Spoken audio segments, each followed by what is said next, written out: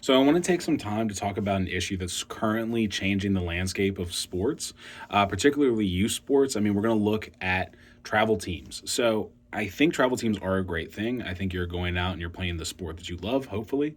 And I think that that's great.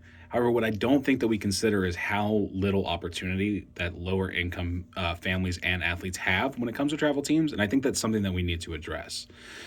So not a lot of people realize, but travel teams tend to cost a significant amount of money. I mean, every year that you're playing for a travel team, you're oftentimes paying for new uniforms. You're paying new fees to join the teams, and that often contributes to entry fees to tournaments, and that can range from hundreds to thousands of dollars.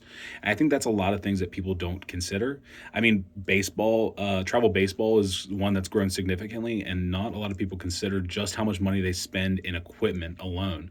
So this is something that I think we need to do a better job at understanding how this impacts lower income athletes.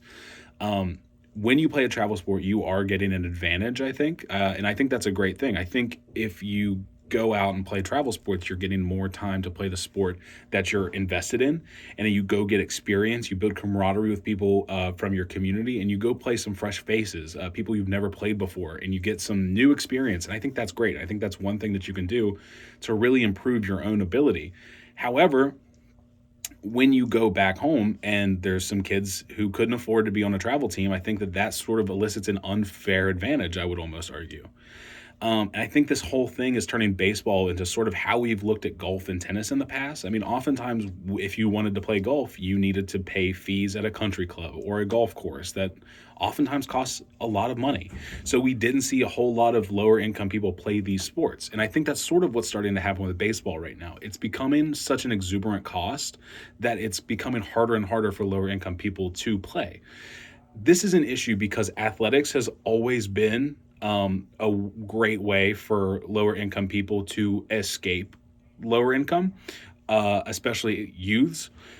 As they grow up and play, I think a lot of lower income people rely solely on athletics to receive scholarships to go into college someday, hopefully. That's not often always the case, and I think it only happens to a small majority of people, but I still think it's important to consider just how much that impacts them. So if they're going and not playing these travel teams and just playing their high school sports, they're almost at a disadvantage compared to their own teammates.